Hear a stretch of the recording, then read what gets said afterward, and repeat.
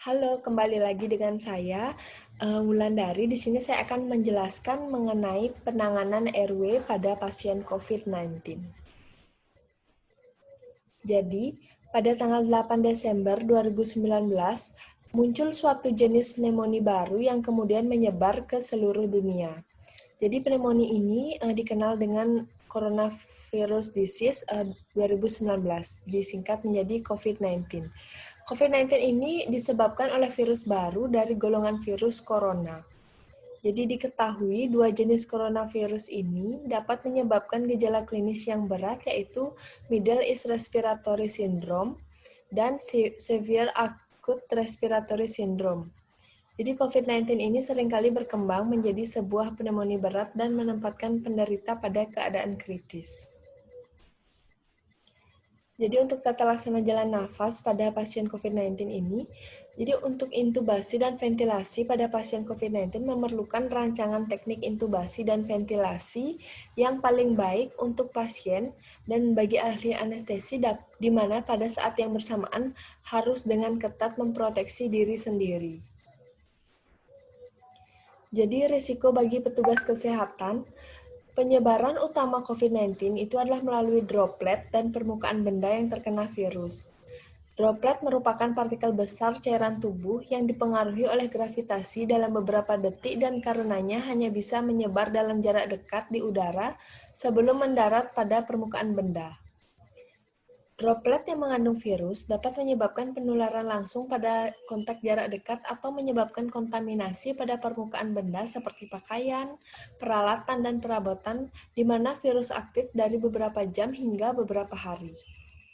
Sebaliknya, aerosol merupakan partikel cairan tubuh yang lebih kecil dan dapat bertahan di udara untuk waktu yang lama. Jika virus stabil pada sekret jalan nafas yang menjadi aerosol, hal ini meningkatkan risiko dari penyebaran virus. Nah, ini adalah peristiwa yang menyebabkan terjadinya aerosol, batuk, bersin, dan mengeluarkan dahak. NIV atau ventilasi tekanan positif dengan masker yang tidak adekuat. High flow nasal oksigen, jet ventilasi, melakukan nebulisasi atau obat yang diasapkan melalui simple mask, resusitasi kardiopulmoner yang didahului oleh intubasi endotrakeal, dan yang terakhir adalah ekstubasi. Kemudian, tindakan yang meningkatkan risiko terjadinya aerosol. Yang pertama adalah suction endotrakeal tanpa sistem tertutup, laryngoskopi, intubasi endotrakeal, bronkoskopi atau gastroskopi, tindakan front of neck airway, termasuk tracheostomy, krikotiroidotomi. Jadi, tujuan dari tata laksana jalan nafas yang tepat untuk meminimalkan diskoneksi, terjadinya aerosol dan paparan petugas kesehatan terhadap penyebaran virus. Intubasi endotrakeal ini lebih direkomendasikan dibanding penggunaan supraglottic airway, kecuali jika diperlukan airway rescue. Jadi tindakan tata laksana jalan nafas ini meningkatkan risiko terjadinya penyebaran secara aerosol dengan alasan pasien mengalami agitasi dan gelisah akibat hipoksia. Masker pasien harus dilepas, posisi petugas kesehatan ada di dekat jalan nafas, tindakan laryngoskopi dan intubasi sangat riskan untuk terjadinya aerosol. Kemudian, tindakan tata laksana jalan nafas umumnya adalah tindakan yang menyebabkan terjadinya aerosol. Alat pelindung diri atau APD itu merupakan salah satu bagian dari sistem untuk mencegah kontaminasi perawatan pasien. Selain APD, prosedur seperti dekontaminasi seluruh permukaan dan alat kesehatan, meminimalkan kontak yang tidak perlu dengan pasien, meminimalkan kontak permukaan, dan prosedur membuang sampah dengan hati-hati sangat penting untuk menggunakan risiko penularan. Jadi, selain APD, prosedur dekontaminasi sangat penting. Penggunaan sarung tangan ganda saat intubasi endotrakeal dapat memberikan proteksi ekstra dan meminimalkan penyebaran kontaminasi dari permukaan peralatan dan lingkungan. Jadi, idealnya pasien COVID-19 ini dirawat di ruangan tunggal yang bertekanan negatif dengan laju aliran pertukaran udara yang baik, lebih dari 12 pertukaran per jam untuk mengurangi risiko paparan penularan udara. Jadi ini adalah prinsip utama tata laksana jalan nafas pada pasien COVID-19. Yang pertama adalah safe for staff and patient. Yang kedua adalah akurat, avoiding unreliable, unfamiliar, or repeated technique. Dan yang terakhir adalah swift, timely, without rush or delay. Nah, prinsip tata laksana jalan napas pada pasien suspek atau terkonfirmasi COVID-19. Jadi tata laksana jalan nafas pada pasien suspek dan terkontaminasi itu pada kasus emergensi dan non-emergensi prinsipnya sama. Jadi adapun langkah-langkah persiapannya, yang pertama adalah persiapan. Jadi persiapan peralatan untuk tata laksana rutin dan jika terjadi kesulitan. Jumlah staf terlatih yang mencukupi, ketersediaan checklist intubasi endotrakeal, APD, dan lain-lain harus dilakukan dengan baik sebelum terjadi tindakan tata laksana jalan nafas. Kemudian yang selanjutnya adalah tim dan perseorangan harus mengetahui persiapan institusi dan skill yang diperlukan. Jadi tim dan perseorangan harus mengetahui persiapan institusi dan skill yang diperlukan, seperti bagaimana menggunakan APD yang benar, dan mengevaluasi jalan nafas pasien untuk menilai ada tidaknya kesulitan intubasi dan mempersiapkan tindakan jalan nafas yang akan dilakukan. Jadi di sini ada konsep MACOCA score, malampati, obstructive sleep apnea, cervical spine movement, mouth opening, koma, hipoksemia, dan non-anestesi intubator. Jadi ini tidak diterima secara luas, namun konsep ini valid dan direkomendasikan. Jadi skor MACOCA ini untuk memprediksi jalan nafas yang sulit dari pasien. Kemudian yang kedua adalah menyiapkan troli atau set alat intubasi endotrakeal pada pasien COVID-19. Jadi pada pasien yang sakit kritis seringkali harus diintubasi di tempat dibanding di ICU.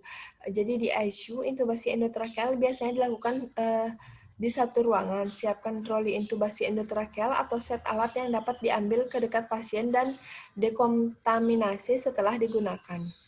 Kemudian yang ketiga adalah memiliki strategi. Jadi strategi tata laksana jalan nafas ini membuat rencana utama atau rencana cadangan, dan jika terjadi perubahan pada pasien itu harus disiapkan dan mengadakan briefing tim sebelum melakukan tindakan. Kemudian melibatkan sejumlah kecil tenaga yang diperlukan. Jadi tidak mungkin melakukan tindakan sendirian, tetapi staf yang diperlukan sebaiknya tidak memasuki ruangan tindakan. Sebaiknya 3 orang tenaga yang diperlukan, 1 intubator, 1 asisten, dan 1 orang yang memberikan obat dan mengawasi monitor. Petugas lain atau runner harus mengawasi dari luar dan harus dapat membantu dengan cepat jika diperlukan. Kemudian harus menggunakan APD yang benar dan sesuai. Jadi dalam situasi emergensi termasuk henti jantung, APD harus digunakan dan dicek seluruhnya sebelum melakukan tata laksana jalan nafas, dan petugas tidak boleh membuat dirinya terpapar risiko apapun. Yang keenam adalah hindari prosedur yang menimbulkan aerosol sepanjang memungkinkan. Jadi jika terdapat alternatif tindakan yang cocok, maka gunakan tindakan tersebut. Jika tindakan yang menimbulkan aerosol dilakukan, maka kamar yang digunakan dianggap sudah terkontaminasi. Jadi gunakan APD dan ruangan harus dibersihkan dalam 20 menit. Yang ketujuh adalah fokus pada ketepatan waktu dan kepercayaan. Jadi tujuannya adalah untuk mendapatkan keberhasilan pada saat pertama kali intubasi. Jangan terburu-buru, tetapi melakukan setiap usaha sebaik-baiknya dan dapat dilakukan. Usaha yang berkali-kali meningkatkan risiko kontaminasi kepada petugas lainnya dan kepada pasien. Kemudian, gunakan teknik yang berhasil baik untuk semua pasien, termasuk jika terjadi kesulitan intubasi. Jadi, gunakan teknik ini termasuk jika pasien yang kesulitan intubasi. Teknik yang sebenarnya mungkin berbeda tergantung lokasi dan peralatan. Jika pelatihan dan peralatan tersedia, sebaiknya meliputi penggunaan kit Clamet, Video laringoskop untuk intubasi endotrakeal. Gunakan 2 orang, 2 tangan untuk memegang face mask ventilasi dengan VA grip. Siapkan SGA generasi kedua untuk rescue airway. Petugas paling sesuai adalah harus melakukan tindakan jalan nafas. Jangan gunakan teknik yang tidak familiar atau tidak terlatih. Pastikan semua alat jalan nafas yang diperlukan ada di ruangan sebelum melakukan intubasi endotrakeal, seperti monitor termasuk kapnograf, suction yang berfungsi baik, ventilator yang sudah diatur, dan akses intravena yang baik dan lancar. Kemudian yang ke-9 adalah gunakan checklist intubasi. Dan gunakan bahasa yang jelas dan close loop communication. Jadi komunikasi ini akan menjadi sulit saat menggunakan APD dan petugas bekerja di luar area yang normal. Jadi gunakan instruksi sederhana, bicara dengan jelas dan keras tanpa perlu berteriak. Jika menerima instruksi, ulangi apa yang Anda pahami terhadap pemberian instruksi. Jika anggota tim tidak saling kenal, penggunaan stiker nama yang ditempelkan di atas kepala dapat membantu komunikasi satu sama lain. Nah, ini adalah gambaran dari checklist intubasi. Jadi ada prepare the patient, prepare the equipment, prepare the team, dan prepare the difficulty. Ini adalah posisi dari petugas saat intubasi pasien. Jika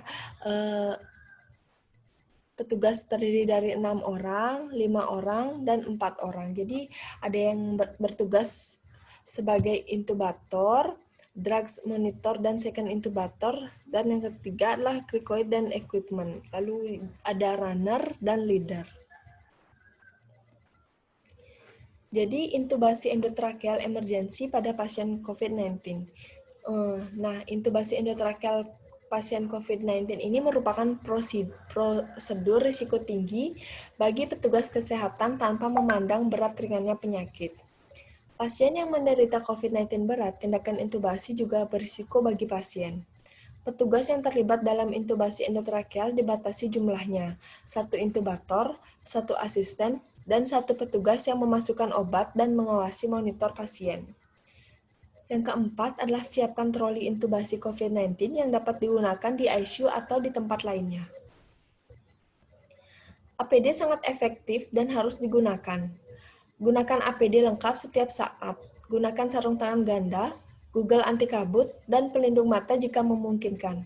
Sentuh sedikit mungkin untuk menghindari kontaminasi permukaan. Intubasi dalam ruangan bertekanan negatif dengan lebih dari 12 kali pertukaran aliran udara per jam jika memungkinkan. Setiap petugas harus mengetahui cara tindakan sebelum memasuki ruangan.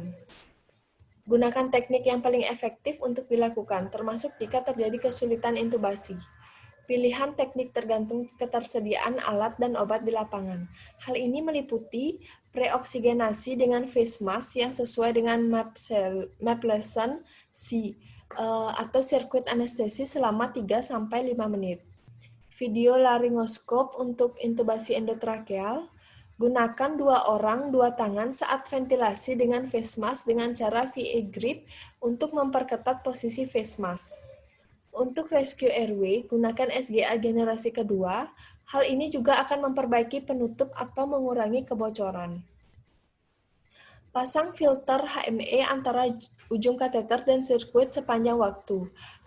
Jaga agar tetap kering untuk mencegah terjadinya sumbatan. Kemudian, hindari tindakan yang menyebabkan terjadinya aerosol seperti high flow nasal oksigen, ventilasi non-invasif, bronkoskopi, dan suction trachea, kecuali jika menggunakan sistem suction tertutup. Gunakan monitor lengkap termasuk kapnograf sebelum, selama, dan sesudah intubasi endotrakeal. Gunakan RSI dengan penekanan cricoid jika asisten terlatih dapat melakukannya, tapi lepaskan jika menyulitkan intubasi.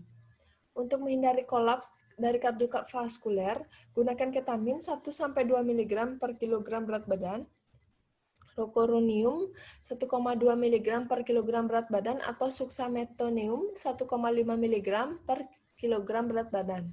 Berikan vasopresor secara bolus atau infus segera untuk mencegah hipotensi. Pastikan pelumpuh otot bekerja maksimal sebelum melakukan intubasi endotrakeal. Hindari ventilasi dengan face mask kecuali jika diperlukan dan gunakan 2 orang, aliran rendah dan teknik tekanan rendah jika diperlukan. Intubasi menggunakan endotracheal tube ukuran 7-7,5 mm pada wanita dan 7,5-8 mm pada laki-laki. Jika memungkinkan, gunakan endotracheal tube dengan port suction subglottic. Lewatkan endotracheal tube 1-2 cm di bawah plika vokalis untuk menghindari intubasi bronkial. Memastikan kedalaman endotracheal tube akan sulit saat menggunakan APD. Jadi kembangkan balon cuff untuk menutup jalan nafas sebelum memulai melakukan ventilasi. Ingat dan catat kedalaman endotracheal tube. Kemudian konfirmasi keberhasilan intubasi endotracheal melalui gelombang pada kapnograf yang muncul bahkan pada kasus henti jantung. Gunakan algoritma standar jika terjadi kegagalan intubasi disertai akat bantu kognitif jika diperlukan. Lakukan komunikasi secara jelas, instruksi sederhana, gunakan closed loop communication, ulang kembali instruksi yang diberikan, suara keras tanpa perlu berteriak. Pasang NGT setelah tindakan intubasi selesai dilakukan dan ventilasi berlangsung aman. Jika pasien belum terkonfirmasi positif, ambil cairan dari dalam trakea menggunakan suction tertutup untuk pemeriksaan virologi. Kemudian, buang peralatan sekali pakai dengan aman setelah digunakan. Dekontaminasi semua alat yang digunakan kembali sesuai dengan instruksi. Setelah meninggalkan ruangan, lepas APD secara hati-hati. Bersihkan ruangan dalam 20 menit setelah intubasi dilakukan. Rekaman visual intubasi endotracheal harus jelas terlihat dari ruangan pasien. Jika terjadi kesulitan nafas, rencana tindakan selanjutnya harus didiskusikan dan dikomunikasikan saat penggantian shift. Nah, ini adalah algoritma intubasi endotracheal pada pasien COVID-19. Yang pertama adalah preoksigenasi dan checklist. Jadi posisi head up if possible, assess airway dan identify cricotheroid membran, waveform capnograph, preoxygenate itu menggunakan face mask atau CPAP, NIV nasal O2, optimize cardiovascular system, share plan for failure. Jadi untuk plan A, itu adalah tracheal intubation, laryngoskopi maksimum 3 attempts. Maintain oxygenation, continuous nasal oksigenasi, face mask ventilation between attempts. Jika berhasil, maka dikonfirmasi menggunakan kapnografi. Nah, ini adalah ada penggunaan neuromuscular block, video or direct laryngoscopy, external laryngeal manipulasi, dan remove cricoid. Jika terjadi first failure, maka call for help, video laryngoscopy, get front of neck airway. Jika gagal pada plan A, maka declare fail intubation. Kemudian kita menuju ke plan B atau C, yaitu rescue oksigenasi. Second generation supraglottic airway dan face mask 2% adjunct. Maksimum 3 attempts each. Jadi maksimal 3 kali percobaan. Jika berhasil, maka stop dan harus dikomunikasikan. With patient if planned, wait for expert, intubation via supraglottic airway, dan front of neck airway. Kemudian jika plan B atau C gagal, maka declare can intubate, can oxygenate. Jadi untuk plan B itu adalah front of neck airway atau FONA. Jadi use FONASET, scalpe, cricotiroidotomy. Jadi jika plan A, B, C gagal, maka kita harus melakukan plan D, yaitu melakukan cricotiroidotomy. Jadi sekian dari video saya. Terima kasih.